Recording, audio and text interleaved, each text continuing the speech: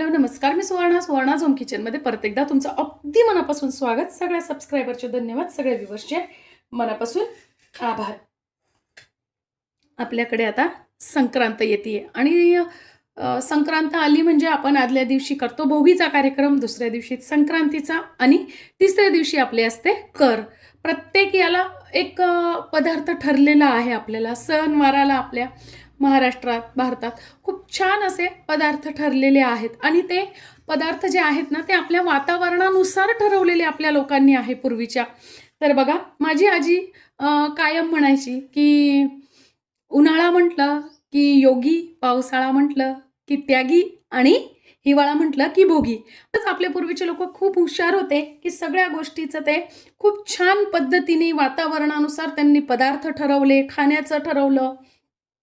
खूप छान असे आपल्या पूर्वीच्या लोकांनी सगळ्या आपल्याला वातावरणानुसार कसं जगायचं, कसं खायचं प्यायचं, काय खाल्ल्याने कधी खायचं, हे छान असं आपल्या पूर्वीच्या लोकांनी सणवारांमध्ये आपल्याला दाखवून दिलेलं आहे. तर बघा, आज मी तुम्हाला दाखवणार आहे तीच भोगीची भाजी अगदी सोप्या पद्धतीने कशी करायची.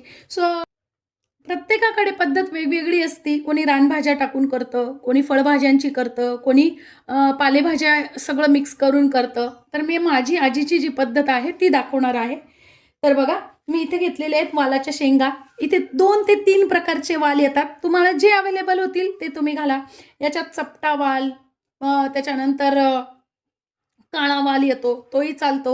मला जो मिळाला तो मी घेतलेला आहे. तुम्हाला जसं अवेलेबल होईल भाज्या तशा घाला. भाज्यांचं प्रमाण पण फिक्स नाही आहे.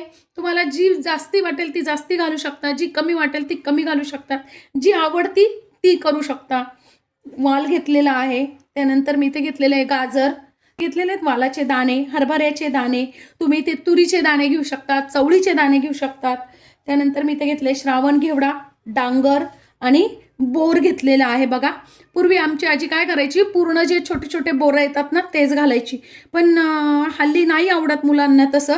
ते बोराची बी आली की त्रास होतो, म्हणून मग मी काय केलेलं आहे, हल्ली असे छान मोठे मोठे बोरं येतात ना तेच चिरून घेतलेले आहेत. थोडेसे घेतलेली आहे सिमला मिरची घेतलेली आहे, ते घेतलेले आहेत. आज मला रताळं नाही मिळालं, तुम्ही रताळं पण घालू शकता. वांग घेतलेलं आहे आणि छोटे छोटे असे बटाटे तुम्ही चिरून पण घेऊ शकता. मी हे छोटे छोटेच अगदी आहेत म्हणून पूर्ण घेतलेले आहेत. 2 कांदे मोठे चिरून घेतलेले आहेत आणि 2 टोमॅटो घेतलेले आहेत. कांदा खात नसाल तर स्किप करू शकता. त्यानंतर मी वाटण्यासाठी घेतलेले इथे खोबरं ही घेतलेले. मी लसणाच्या मागच्या ज्या आहेत ना कोळी लसणाची पात आता सध्या मिळते बाजारात, तर तोच हा लसूण आहे कोवळा. त्यामुळे मी लसणाच्या पाकळ्या घेतलेल्या नाही आहेत. तुम्ही इथे जर तुम्हाला लसणाची पात आणि हे नाही मिळाले तर लसूण घालू शकतात आणि खात नसाल तर स्किपही करू शकतात. त्यानंतर इथे घेतलेली लसणाची पात, 2 घेतलेल्या आहेत हिरव्या मिरच्या आणि या घेतलेल्या आहेत मी कोथिंबीरीच्या काड्या आणि 1 इंच घेतलेले आलं. 2 चमचे घेतलेले आहेत तीळ आणि 2 चमचे घेतलेले आहेत शेंगदाणे. तीळ आणि शेंगदाणे दोन्ही पण भाजून घेतलेलं आहे. 1 छोटा चमचा तेल टाकून घेतलेलं आहे आणि आपल्याला काय करायचंय, तेलात हे सगळं भाजून घ्यायचंय. जे आपण वाटण घेतलेलं आहे ना ते. शेंगदाणे आणि तीळ भाजलेले आहेत आधीच, नाहीतर तुम्ही काय करायचंय यातच भाजून घेतले तरी काही हरकत नाही. 2च मिनिटात छान भाजलं जातं, काढून घ्यायचंय. आता बघा, त्याच कढईत मी अर्धी पळी तेल घालून घेतलेलं आहे आणि आपल्याला काय करायचंय, आपण ज्या भाज्या घेतलेल्या आहेत ना त्या सगळ्या आपल्याला तेलावरती छान 60 ते 70% आपल्याला भाज्या छान वाफवून घ्यायचे. अर्धा चमचा मीठ टाकून घेतीये. भाज्या पटकन वाफल्या जातील. आपल्याला पाणी न घालता वाफवायचे, लक्षात घ्या.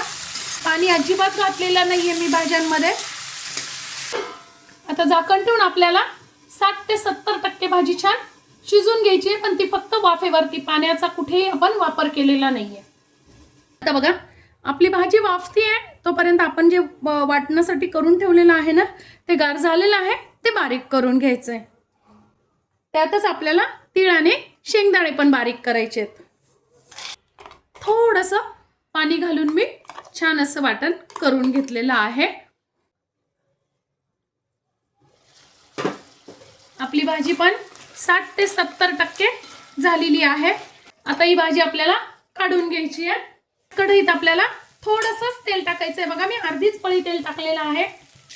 अर्धा चमचा टाकून घ्यायची आहे मोहरी, अर्धा चमचा जिरं, पाव चमचा हिंग, अर्धा चमचा हळद, असा कढीपत्ता आणि कांदा. कांदा जर खात नसाल ना फ्रेंड्स तर कांदा नाही घातला तरी काही हरकत नाही. आता आपल्याला कांदा छान परतून घ्यायचा आहे. कांदा परतत आला की त्यात टाकून घ्यायचा आहे टोमॅटो. आपण टोमॅटो टाकलाय म्हणून टाकून घेतोय थोडंसं मीठ. मीठ टाकला म्हणजे टोमॅटो पटकन शिजतो आणि चांगला शिजतो. आता आपला कांदा टोमॅटो परत झाला की आपल्याला टाकून घ्यायचं आहे आपण केलेलं वाटण. आणि आपल्याला छान आता हे परतून घ्यायचंय बघा. वाटण आपलं 2 ते 3 मिनिट परतणं झालेलं आहे. आता टाकून घ्यायचं आहे लाल तिखट चवीनुसार, थोडासा गरम मसाला तुम्ही चवीनुसार टाकू शकता. कांदा लसूण मसालाही टाकू शकता किंवा मग आपण जो साठवणीतलाच काळा मसाला घरात केलेला असतो ना तोही टाकू शकता. थोडंसं मी पाणी टाकून घेते. अर्धा चमचा टाकून घेते मी धने जिऱ्याची पावडर.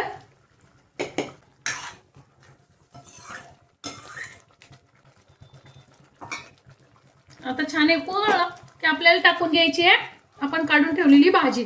वा, फार सुंदर वास येऊन राहिला आहे मैत्रिणींनो.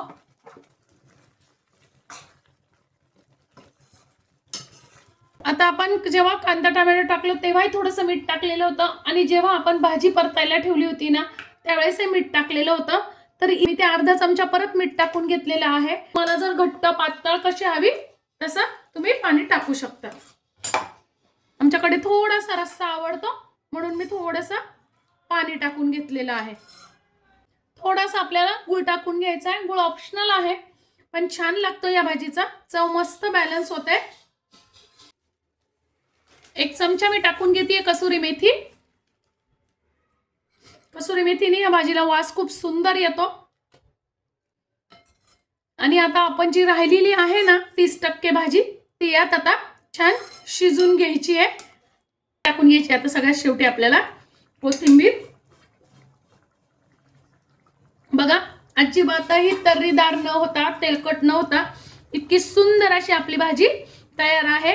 आजची माझी ही व्हिडिओ तुम्हाला कशी वाटली, ही रेसिपी कशी वाटली कमेंट्समध्ये नक्की सांगा. चॅनलवर नवीन असाल तर चॅनलला लाईक, सबस्क्राईब आणि शेअर करा. धन्यवाद.